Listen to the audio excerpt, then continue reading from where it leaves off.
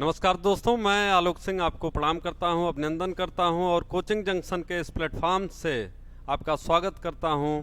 और पढ़ाई लिखाई के कार्यक्रम को आगे बढ़ाते हुए सीधे टॉपिक पर आते हैं।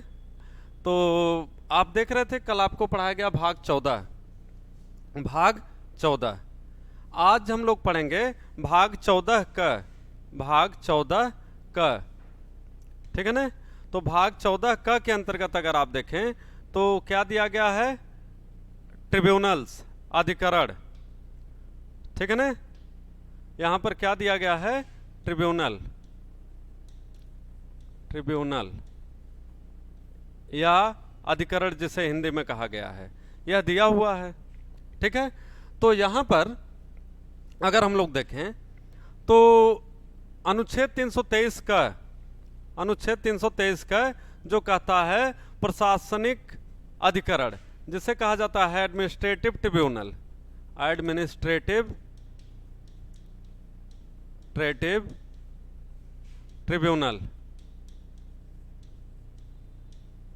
ठीक है ना। यह है, आप देख रहे हैं इंग्लिश में दिया गया है। तो एडमिनिस्ट्रेटिव ट्रिब्यूनल का तात्पर्य क्या होता है, इसका मतलब क्या है? तो आप नाम सुने होंगे कैट का। इसका ऑफिस इलाहाबाद में भी है, सिविल लाइंस अगर आप देखें, या बहुत सारे जगहों पर यह आपको मिलेगा। जो बड़े बड़े शहर हैं, विभिन्न राज्यों में आपको यह मिलेगा। तो कैट जिसे कहा जाता है सेंट्रल एडमिनिस्ट्रेटिव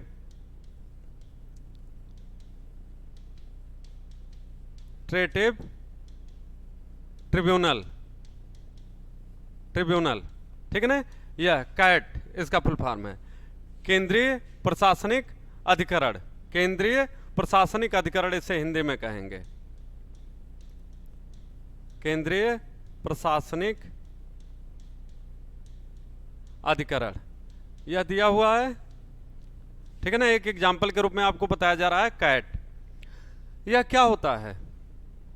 यह अर्ध प्रशासनिक होता है। क्या होता है?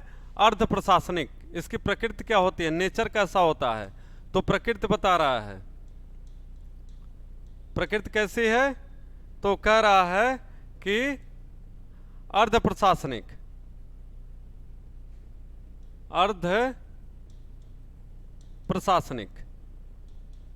ठीक है। या हम इसे क्या कर सकते हैं? अर्ध न्यायिक। ठीक है ना। सेमी जुडिशियल और सेमी एडमिनिस्ट्रेटिव। तो कई बार क्या होता था कि हमारी न्यायपालिका के ऊपर वर्कलोड बढ़ जाता था, कार्य जो है वो काफी बढ़ जाता था, जिम्मेदारियां काफी बढ़ जाती थी। तो ऐसी स्थिति से निपटने के लिए भारत में केंद्रीय प्रशासनिक अधिकरण, या हम यह कह सकते हैं कि प्रशासनिक अधिकरण के गठन का उपबंध किया गया। तो यह जो उपबंध किया गया है, ध्यान से देखिएगा, यह बता रहा है कि 42वें संविधान संशोधन के द्वारा 42वें संविधान संशोधन 1976 के द्वारा प्रशासनिक अधिकरण गठित किया गया। गठित करने का उपबंध किया गया। ठीक है ना। यह चीज आपको याद रखनी है। किस संशोधन के द्वारा केंद्रीय प्रशासनिक अधिकरण या प्रशासनिक अधिकरण के गठन का उपबंध किया गया? तो कह रहा है 42वें संविधान संशोधन के द्वारा। तो इसके गठन का अधिकार किसके पास है? कौन प्रशासनिक अधिकरण का गठन कर सकता है? कहता है कि संसद संविधान संशोधन के द्वारा प्रशासनिक अधिकरण का गठन कर सकती है। संसद संविधान संशोधन के द्वारा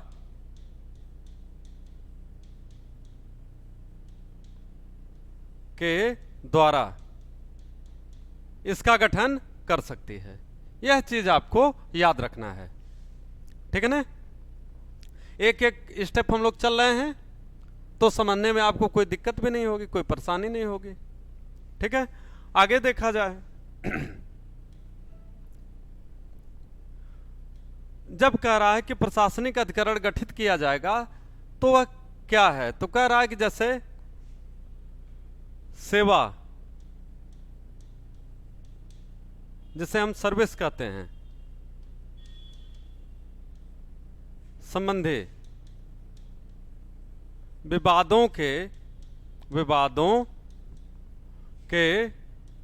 निपटारे हेतु इसका गठन किया गया है, ठीक है ना। तो it is formed to sort out और to resolve the disputes regarding services, ठीक है ना।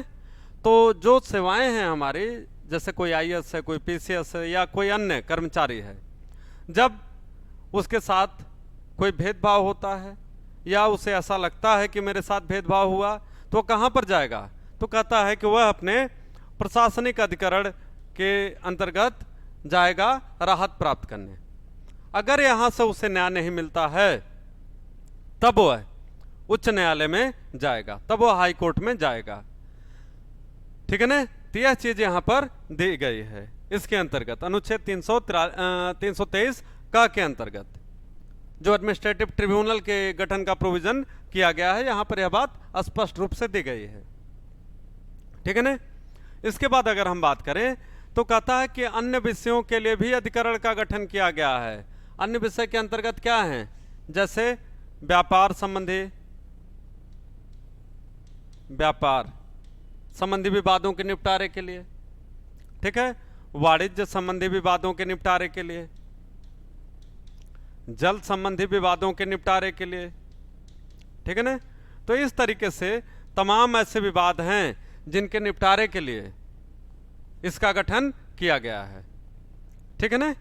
तो आप देखेंगे कि बहुत महत्वपूर्ण पार्ट है संविधान का, बहुत महत्वपूर्ण, और यह हमारे एग्जाम में पूछा भी जाता है, ठीक है ना।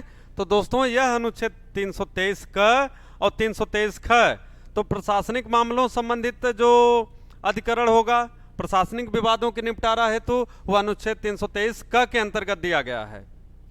प्रशासनिक विवादों संबंधी कोई मामला होगा तो वह अनुच्छेद 323 क के अंतर्गत दिया गया है। लेकिन यदि अन्य विषय जैसे हमने कहा व्यापार है, वाणिज्य है, जल संबंधी विवाद है, इस तरीके का कोई विवाद होगा तो उसको निपटारा करने हेतु उपबंध कहां पर किया गया है, तो कह रहा है अनुच्छेद 323 ख के अंतर्गत किया गया है। तो दोस्तों मैं उम्मीद करता हूं कि आपको समझ में आ रहा होगा, और यदि आ रहा है तो आप इसे जो भी आपके मित्र हैं, जो ग्रुप्स हैं आपके, उनमें प्लीज वीडियो को शेयर करिए, आप लोग खुद सब्सक्राइब करिए, लाइक करिए और ज़्यादा से ज़्यादा लोगों तक इसको पहुंचाइए।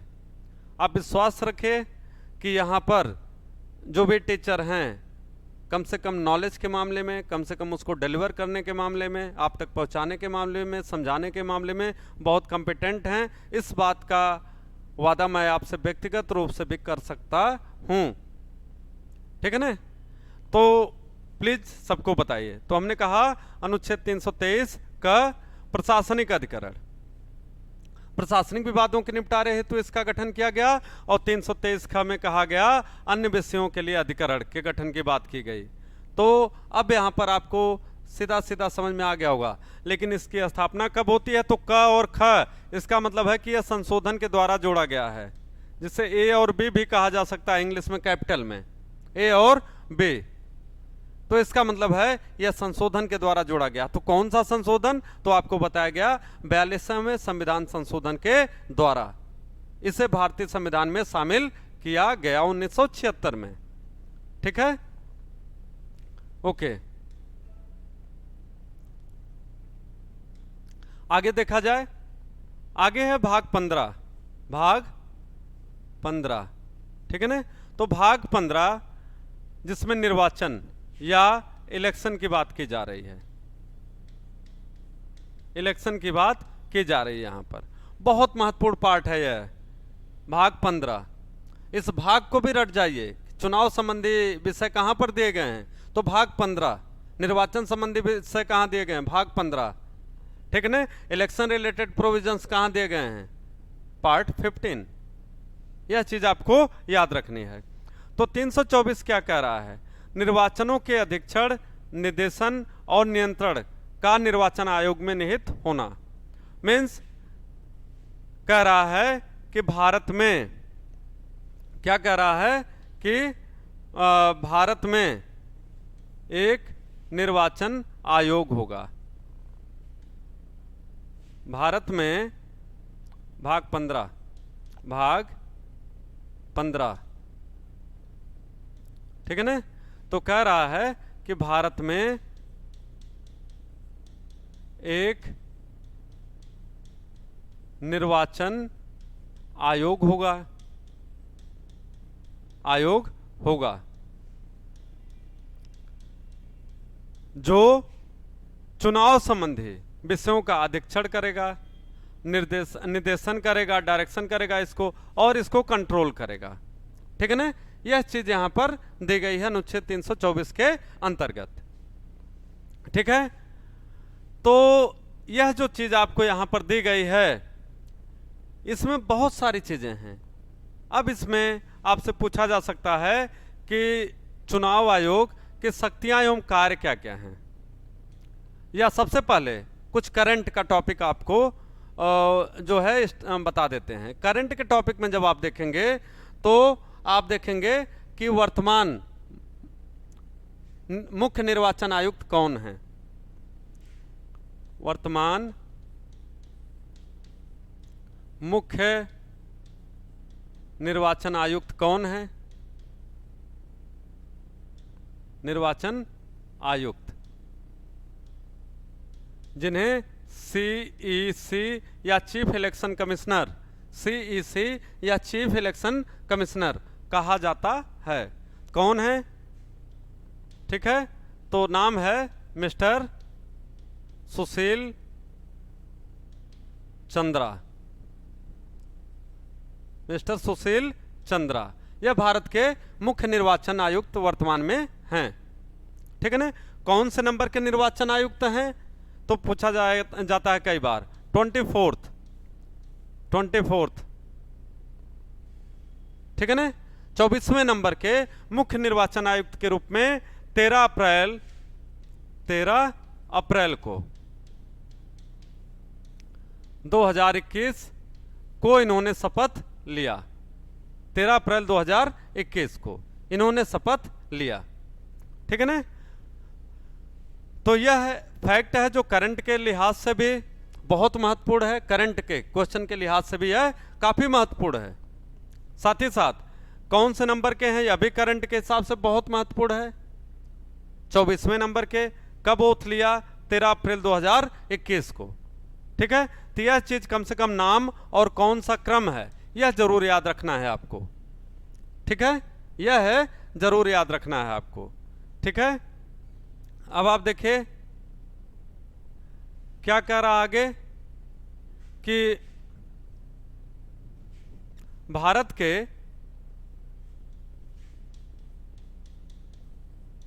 प्रथम निर्वाचन आयुक्त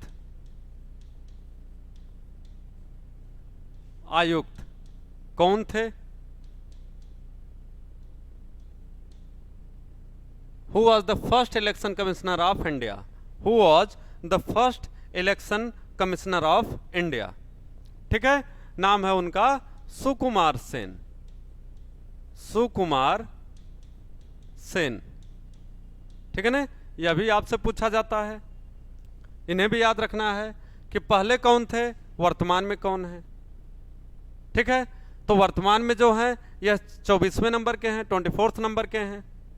मतलब इनसे पहले 23 और लोग भारत के निर्वाचन आयुक्त रह चुके हैं। मुख्य निर्वाचन आयुक्त की अगर हम बात करें तो कल्चर बाद में शुरू होता है, वो आगे मैं बता रहा हूं अभी आपको। ठीक है ना। तो यह चीज आपको याद रखनी है। फिर कह रहा है कि निर्वाचन कौन करता है, निर्वाचन नहीं, नियुक्ति कौन करता है? ठीक है ना। तो कह रहा है कि मुख्य चुनाव आयुक्त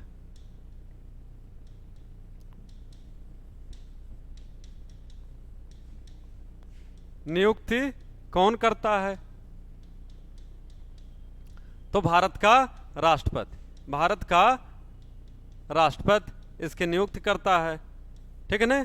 वेतन भत्ता कहां से मिलता है? वेतन भत्ता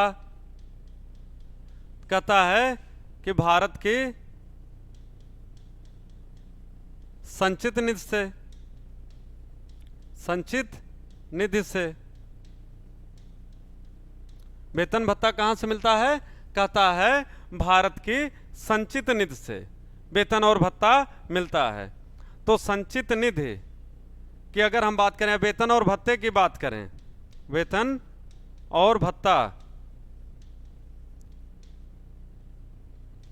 तो यह है अनुसूची 2 के उपबंधों के अधीन दिया जाता है। ठीक है। इसके बाद अगर हम बात करते हैं आगे, तो शपथ, शपथ की अगर हम बात करें तो अनुसूची 3 में वर्णित उपबंधों के अधीन किया जाता है। अनुसूची 3 में वर्णित उपबंधों के अधीन किया जाता है। यह चीज भी वहां पर दी गई है। ठीक है। अब शक्तियां एवं कार्य क्या क्या हैं? शक्तियां एवं कार्य। ठीक है। तो शक्तियां एवं कार्य में आपको याद रखना है कि पहला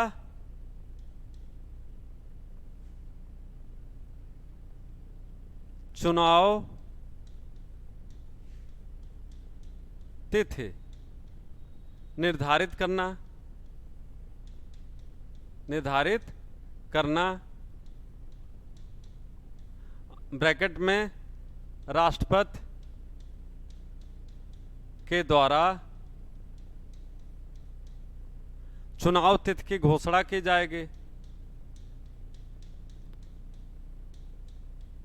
की घोषणा की जाएगी।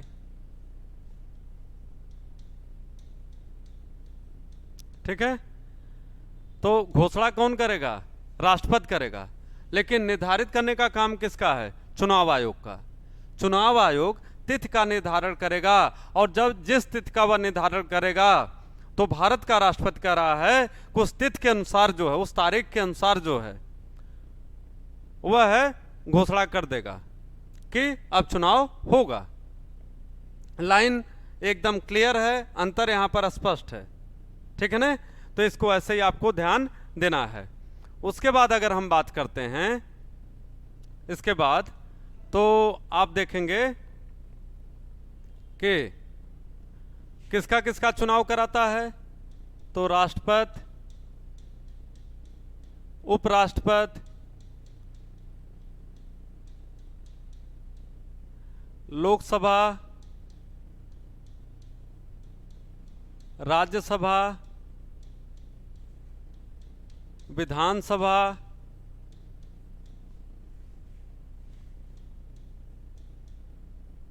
आदि का निर्वाचन भारत का निर्वाचन आयोग संपन्न कराता है। ठीक है। किसका किसका?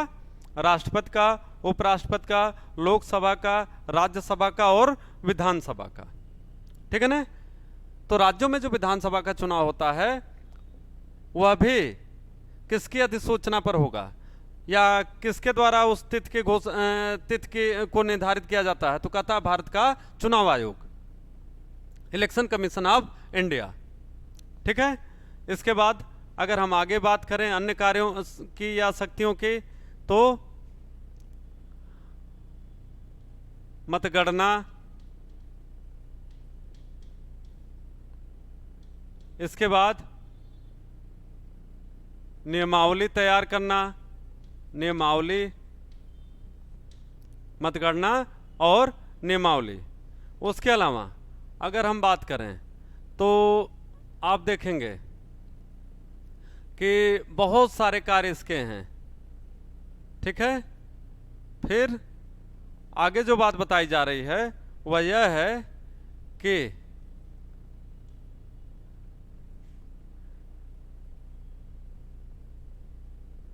उम्मीदवारों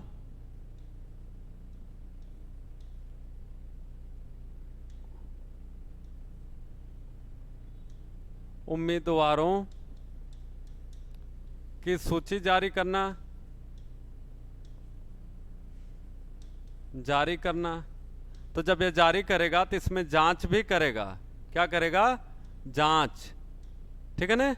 उनके सर्टिफिकेट्स की जांच भी करेगा, ठीक है ना। यह सब करते हुए तब उम्मीदवारों की सूची जारी करेगा। मतगणना बता ही दिया गया, ठीक है ना।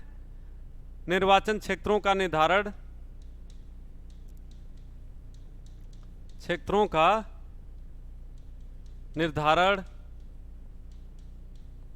ठीक है। यह तमाम कार्य इसके हैं जो भारत का निर्वाचन आयोग करेगा, ठीक है। इसके बाद कौन विजेता हुआ उसको सर्टिफिकेट देना, ठीक है।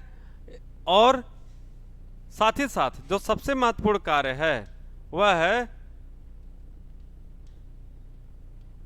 निर्वाचन सूची, मतदाता सूची, दोनों को तैयार करना, ठीक है ना। यह है तमाम चीजें जो है भारत का निर्वाचन आयोग करता है, ठीक है ना। तो आप देखिए कि भारत में कुछ परिसीमन आयोग का भी गठन किया गया, परिसीमन आयोग का भी गठन किया गया, ठीक है ना। तो परिसीमन आयोग का जो गठन किया गया तो इसके अंतर्गत आप देखेंगे कि 4 बार अभी तक परिसीमन आयोग का गठन हुआ है, आयोग का गठन हुआ है। कितने बार? 4 बार, ठीक है ना। पहला 1951 में, दूसरा 1961 में, तीसरा 1971 में और चौथा 2001 में। यह 4 बार जो है भारत में परिसीमन आयोग का गठन किया गया है, ठीक है ना। तो इसके बाद अगर आप इन चीज़ों को पढ़ रहे हैं तो यह सब पढ़ते हुए ध्यान देना है कि जो चौथा परिसीमन आयोग गठित हुआ था, इसके अध्यक्ष कौन थे? चौथे परिसीमन आयोग के अध्यक्ष,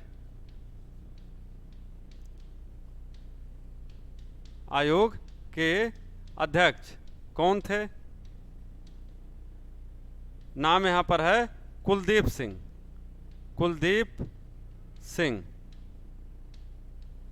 ठीक है ना।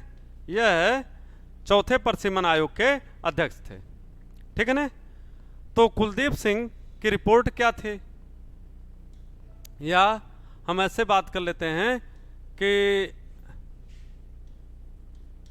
चौथे परिसीमन आयोग की रिपोर्ट,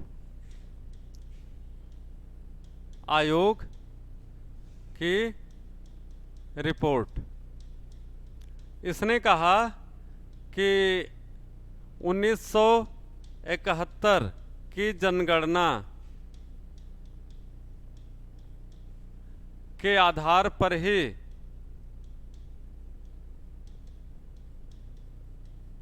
सीटें, चाहे वह लोकसभा की हों, राज्यसभा की हों, चाहे विधानसभा की हों, निर्धारित रहेंगे,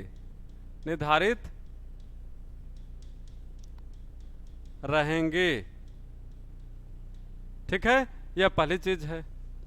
दूसरी बात आप यहां देखिए, 84वें संविधान संशोधन के द्वारा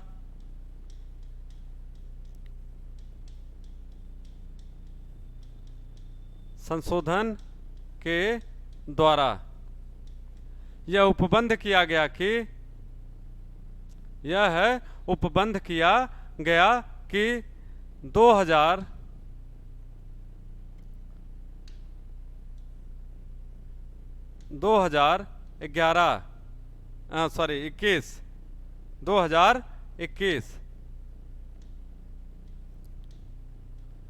की जनगणना के बाद 2026 में पुनः सीटों में बढ़ोतरी की जा सकती है, ठीक है ना। यह चीज यहां पर है, किंतु यहां पर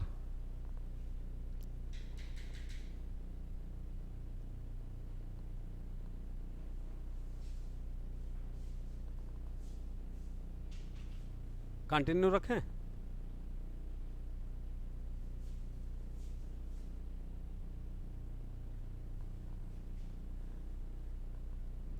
ठीक है ना। तो यहां पर आप देख रहे हैं कि कह रहा है कि 84वें संविधान संशोधन के द्वारा 2021 की जनगणना के आधार पर ही या उसके बाद ही 2026 में पुनः सीटों में बढ़ोतरी की जा सकती है। यह चीज यहां पर दी गई है। फिर आगे क्या कहता है, किंतु एससी और एसटी के लोकसभा में सीटों में वृद्धि की गई, ठीक है ना। एससी का कितना है, 84। एससी के लिए लोकसभा में कितनी सीटें आरक्षित हैं, 84, ठीक है। एससी के लिए कितनी सीटें निर्धारित हैं, 84, ठीक है। और एसटी के लिए कितनी सीटें निर्धारित हैं, तो कह रहा 47। एससी के लिए जहां 84 सीट आरक्षित की गई, वहीं पर एसटी के लिए 47 सीटें आरक्षित की गई हैं, ठीक है ना। तो इस प्रकार से आप देख रहे हैं कि बहुत सारे प्रोविजन यहां पर जो चौथा परिसीमन आयोग गठित हुआ था उसके द्वारा किया गया, ठीक है ना। तो 84वें संविधान संशोधन के द्वारा यह निर्धारित किया गया 2001 के अंतर्गत 2001 में कि सीटों में अभी कुल सीटों में, मतलब लोकसभा की जैसे जो टोटल सीट है या राज्यसभा की जो टोटल सीट है, विधानसभा की जो सीट है, उसमें कोई बढ़ोतरी नहीं की जाएगी। यह चीज यहां पर निर्धारित की गई, ठीक है ना। आगे देखते हैं। अब कहता है कि निर्वाचन आयोग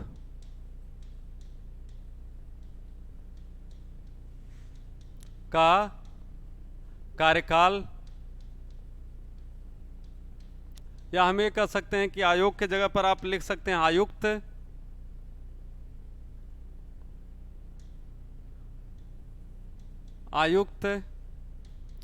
तो कहता है कि 65 वर्ष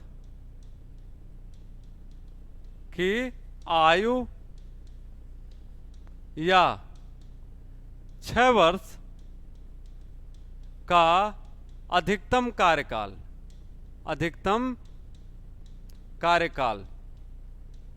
ठीक है ना। यह चीज यहां पर दी गई है। तो 65 वर्ष की आयु यदि यह पूरी हो जाती है पहले, तो यहीं रिटायर हो जाएगा। अगर 6 वर्ष का कार्यकाल पूरा हो जाता है किंतु आयु 65 न पूरी हुई हो, तो भी उसे क्या मान लिया जाएगा, तो उसे रिटायर मान लिया जाएगा, ठीक है ना। तो इस प्रकार से आप देख रहे हैं कि जो इसके रिटायरमेंट की एज है वह सीधा सीधा दिया हुआ है, यह बहुत बार पूछा जाता है। ठीक है, तो इस चीज को आपको याद रखना है। ठीक है, आगे देखिए, पद से हटाने की क्या प्रक्रिया है। ठीक है, तो कहता है मुख्य निर्वाचन आयुक्त को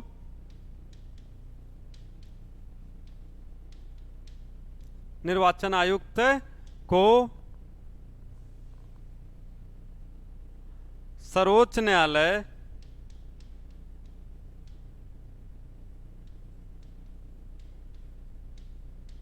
के न्यायाधीश को हटाने की प्रक्रिया के आधार पर हटाया जा सकता है। तो कैसे हटाया जा सकता है?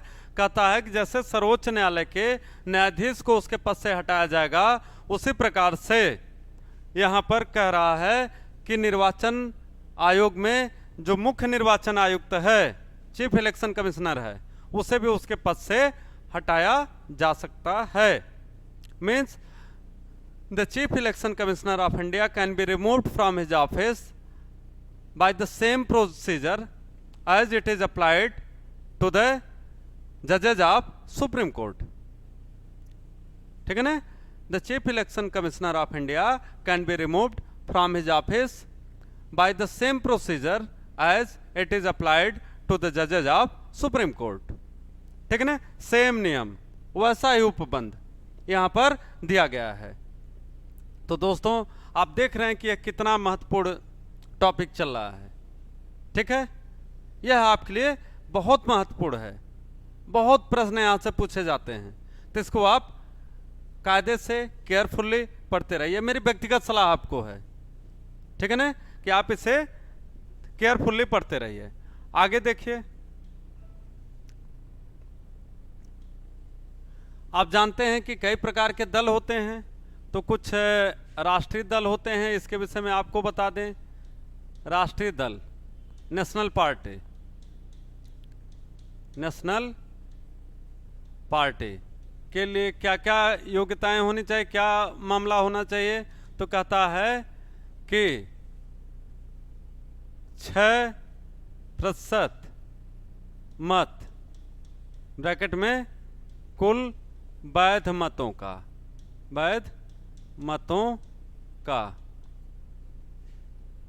4 राज्यों में 4 राज्यों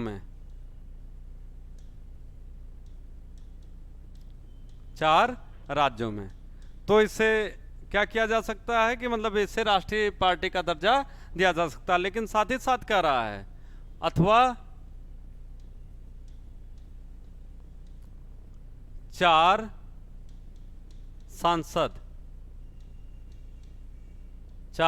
सांसद अलग अलग प्रदेशों से, ठीक है। कुल वैध मतों का कितना? 6%, ठीक है ना। यह एक मिनिमम क्वालिफिकेशन है, उसे प्राप्त करना चाहिए। जो मत पड़े हैं उसमें वैध मतों का, वैलिड वोट्स का 6%, अगर वो टोटल पा रहे हैं 4 राज्यों में, तो राष्ट्रीय दल होने का उसे अधिकार प्राप्त है। और यह राष्ट्रीय दल की घोषणा कौन करेगा? कहता है भारत का निर्वाचन आयोग। दूसरी बात कह रहा है कि 4 राज्यों में इसके 4 सांसद, मतलब 2 से 1 से अधिक राज्यों में, या हम ऐसे कह सकते हैं कि इसके कुल 4 सांसद होने चाहिए। कितने? 4 सांसद होने चाहिए, लेकिन एक ही राज्य से नहीं, कई राज्यों से, ठीक है ना। तो यह होना चाहिए, यह एक प्रोविजन इसके लिए है। दूसरा क्या है? दूसरा इसके लिए क्या है कि कुल लोकसभा सीट का 2% सीट प्राप्त हो। कुल लोकसभा सीट का कितना प्राप्त होना चाहिए? 2%, ठीक है ना, लेकिन 4 राज्यों में।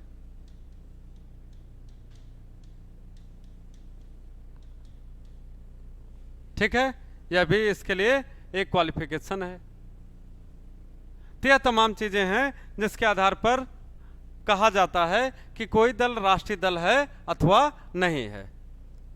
ठीक है ना, तो यह चीज आपको याद रखनी है कि राष्ट्रीय दल का दर्जा प्राप्त करने के लिए क्या क्या प्रोविजन किए गए हैं। इसके अलावा भी 1-2 प्रोविजन दिए गए हैं जिसके अंतर्गत क्या कहा गया है कि जैसे आपको बता दें कि टोटल अगर हम बात करें तो 3 से 4 नियम दिए गए हैं जिसके अंतर्गत कहता है कि यदि कोई दल राष्ट्रीय दल का दर्जा प्राप्त करता है तो 2% स्थान उसे क्या करना चाहिए, जीतना चाहिए।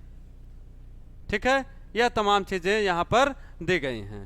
ठीक है, तो इन सभी चीजों को आपको क्या करना है, केयरफुली समझना है, इसे पढ़ना है। उसके अलावा आप देख लीजिए कि कुछ समितियां भी हैं चुनाव से संबंधित, कुछ समितियां, तो आप देखेंगे दिनेश गोस्वामी समिति रही है। पूछा जाता है कि इन निम्न समितियों का संबंध किससे है, निम्न समितियों का संबंध किससे है। निम्न समितियों का संबंध किससे है, किससे है, तो आप देखेंगे दिनेश गोस्वामी समिति का नाम आएगा। दिनेश गोस्वामी समिति। दूसरा तारकुंडे समिति, तारकुंडे।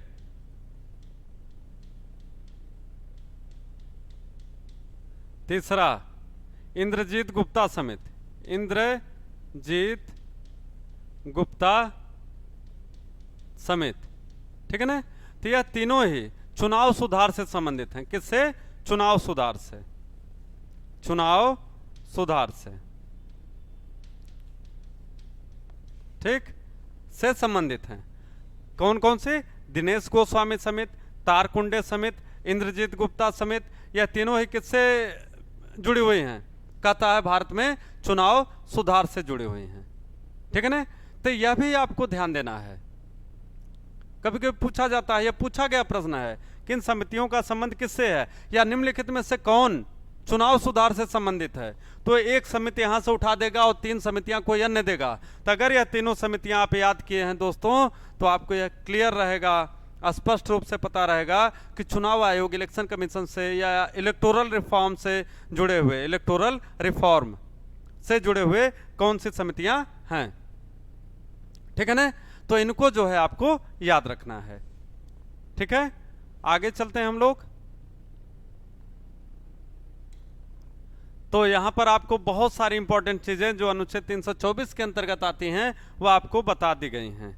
ठीक है, आगे कहता है 325 में, बहुत आसान सा है, धर्म, मूल वंश, जात या लिंग के आधार पर किसी व्यक्ति का निर्वाचक नामावली में सम्मिलित किए जाने के लिए अपात्र न होना, उसके द्वारा किसी विशेष निर्वाचक नामावली में सम्मिलित किए जाने का दावा न किया जाना। मतलब अगर कोई व्यक्ति किसी ऐसी जात से है जिसकी संख्या वहां पर कम हो, तो कह रहा है कि इस आधार पर वह अपात्र नहीं होगा। ठीक है ना, या यह भी कह सकते हैं कि निर्वाचन नामावली में अगर हम बात करें तो उसमें शामिल होने पर किसी व्यक्ति के साथ, निर्वाचक नामावली में शामिल होने के लिए किसी व्यक्ति के साथ इस आधार पर भेदभाव नहीं किया जा सकता है कि वह किसी खास धर्म, जाति, लिंग, वंश, मूल का नागरिक है। ठीक है ना, यह चीजें निर्वाचन आयोग यहाँ पर ध्यान देगा, यह भारतीय संविधान के द्वारा यहाँ पर वर्णित है। आगे कह रहा है, ठीक है, कहता है 326 जो बहुत इंपॉर्टेंट है, 326 हमने कहा बहुत इंपॉर्टेंट है। कहता लोकसभा और राज्यों की विधानसभाओं के लिए निर्वाचनों का वयस्क मताधिकार के आधार पर होना। ठीक है, तो पहले निर्वाचन की आयु मूल संविधान में मूल संविधान में निर्वाचन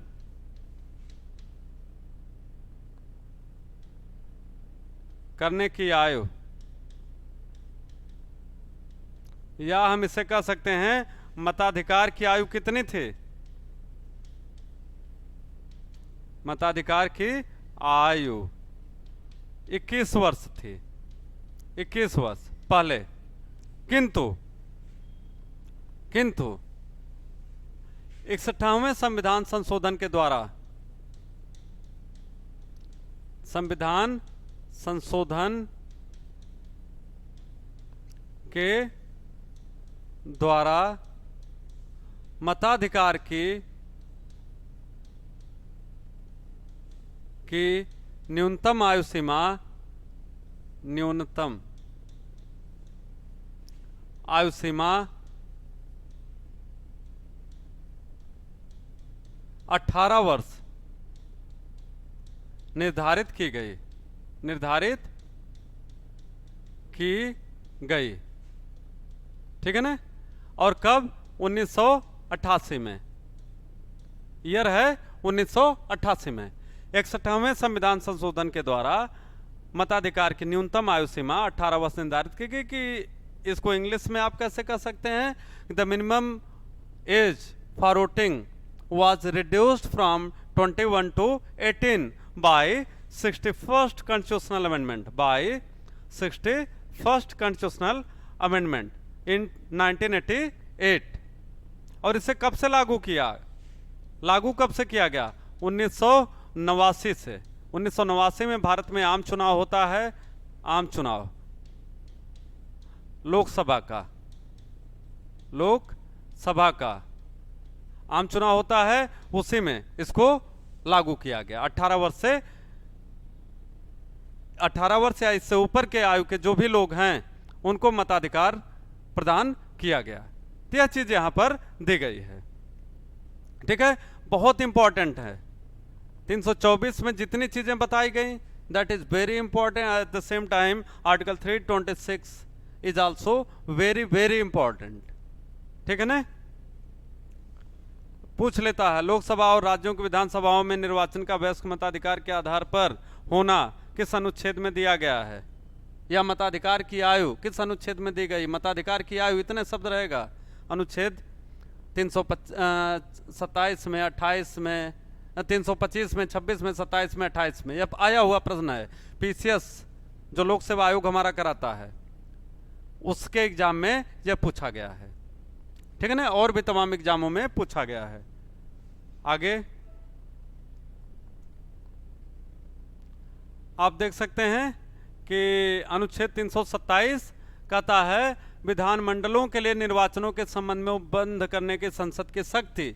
मीन्स अगर राज्य के विधानमंडल का भी चुनाव होता है, विधानसभा का भी चुनाव होता है, तो उसके लिए नियम बनाने की जो शक्ति है, नियम बनाने का जो अधिकार है, जो अथॉरिटी है, वह है संसद के पास है। किसके पास है? पार्लियामेंट के पास। Means this is the union parliament which will form the law regarding the election of state legislative assembly. ठीक है ना? तो यह चीज यहां पर अनुच्छेद 327 के अंतर्गत आपको दी गई है। यह भी बहुत महत्वपूर्ण है।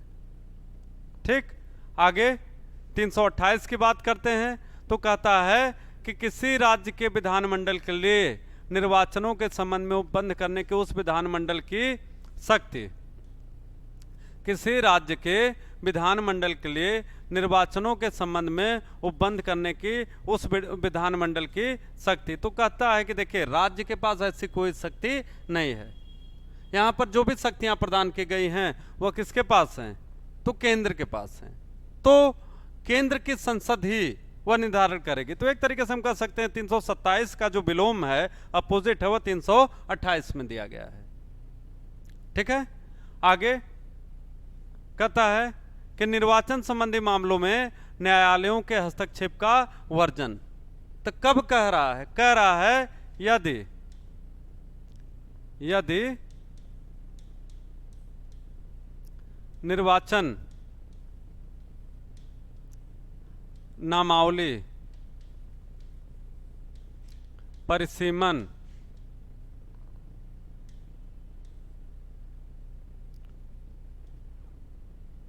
परिसीमन आदि हो गया,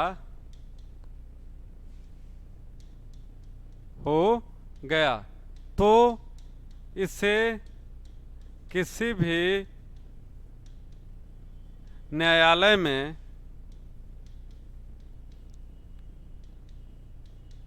चुनौती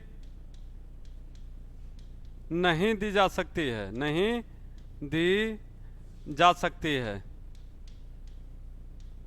ठीक है ना, यह चीज यहां पर अनुच्छेद 329 के अंतर्गत कह रहा है। ठीक है ना, तो दोस्तों आपने देखा कि बहुत जबरदस्त टॉपिक यह था आपका, चाहे हमने भाग 14 का पढ़ा हो, जिसके अंतर्गत आपने देखा अनुच्छेद 323 का 323 ख की बात की हो, या हम निर्वाचन की बात करें भाग 15 की, यह दोनों ही बहुत महत्वपूर्ण हैं। आप लोग जम के पढ़िए एग्जाम के लिहाज से, और हर स्तर पर आपकी तैयारी पुख्ता होनी चाहिए, जोरदार ढंग से होनी चाहिए। बहुत बहुत धन्यवाद आपको। फिर मैं कह रहा हूं कि यदि आप लोगों को क्लास पसंद आए तो प्लीज़ इसको लाइक करिए, शेयर करिए और सब्सक्राइब करिए चैनल को। ज़्यादा से ज़्यादा लोगों तक इसको पहुंचाइए, ज़्यादा से ज़्यादा लोगों तक इसको पहुंचाइए, और निश्चित रूप से यहाँ पर आपका क्वालिटी टाइम जो है वह देखने को मिलेगा, उसको आप यूज करते हुए पाएंगे अपने को। बहुत बहुत धन्यवाद।